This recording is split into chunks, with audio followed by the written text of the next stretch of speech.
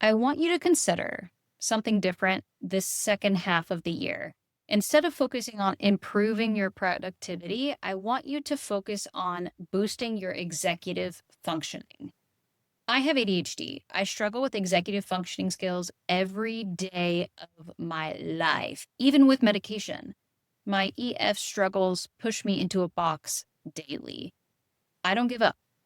I have worked to push myself out of this executive dysfunction box with determination that only an ADHDer and dyslexic that was doubted most of my career school experience could.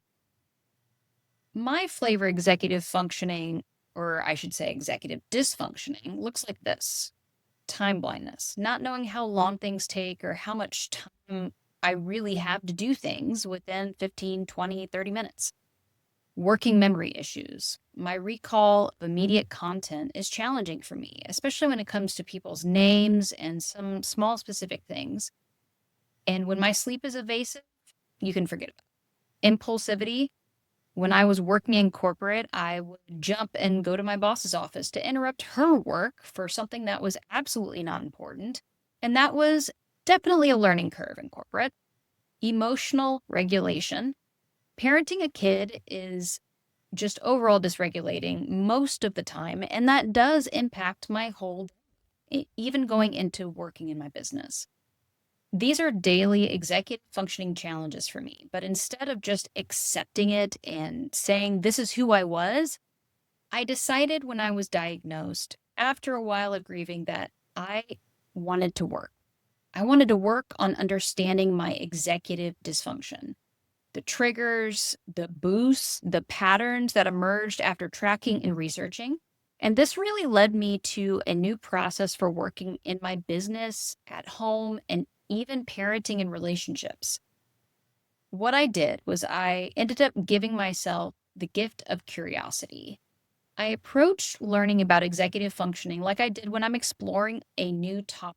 I poured myself into seeking not only to understand my brain, but to ask and dive into how my brain functioned overall, and also how my environment impacted how my brain works day to day.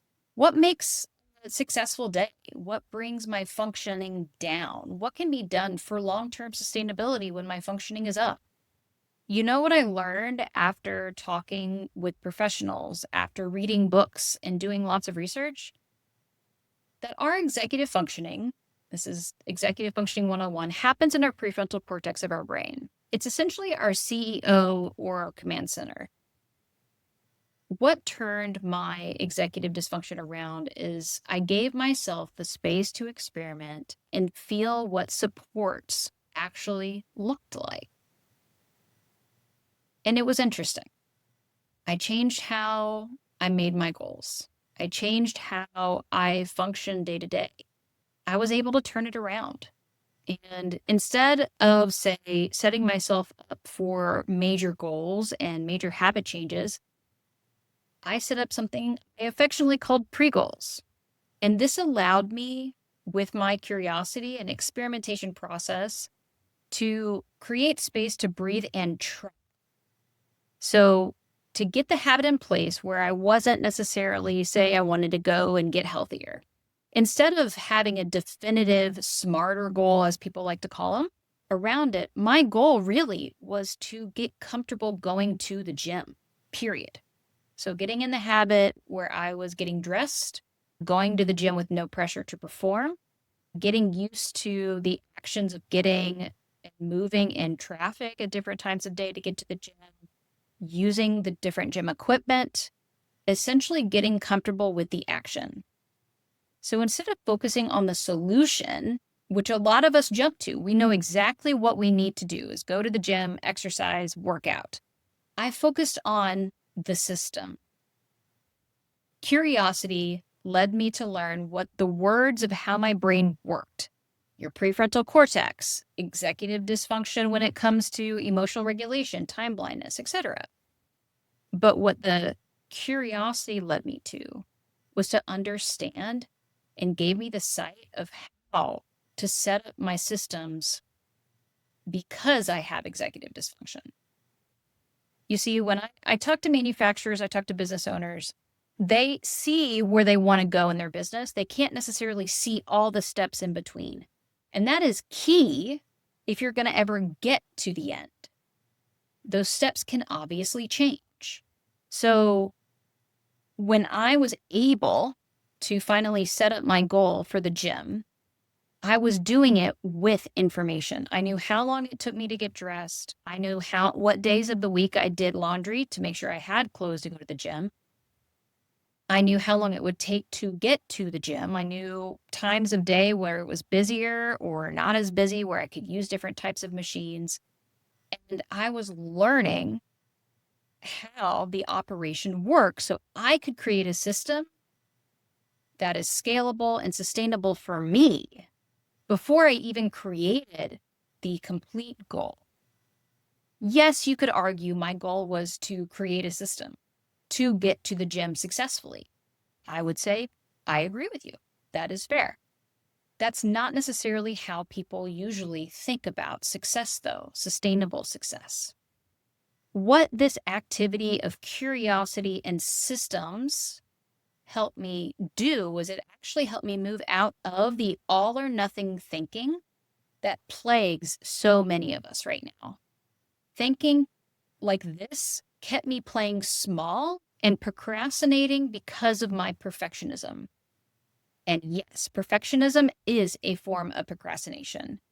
By focusing on my executive functioning skills, I was actually able to move into having a gym routine, which is something that I will confidently tell you I have not had successfully before.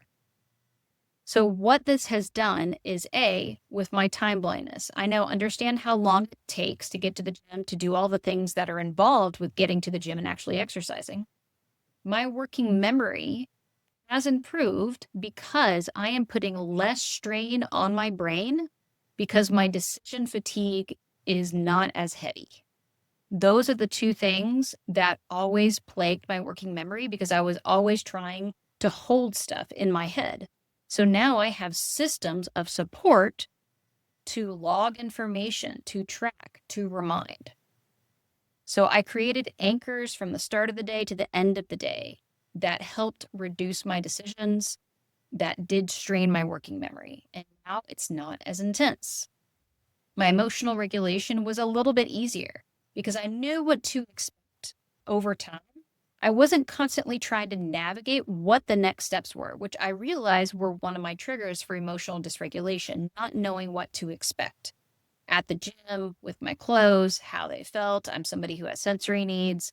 If I've had a really hard day, wearing certain clothes helps me reset into the evening and calm down. So understanding triggers, approaching all of my executive dysfunction with curiosity has been transformative. And that is what moved me into creating systems for support. If there's any advice I could give you, if you are experiencing grief, ADHD, overwhelm, and stress, you are more than likely experiencing some form of executive functioning strain. Approach it with curiosity. Understand the triggers and figure out what type of systems will work best for you to help your executive dysfunction and not force it into a habit or routine.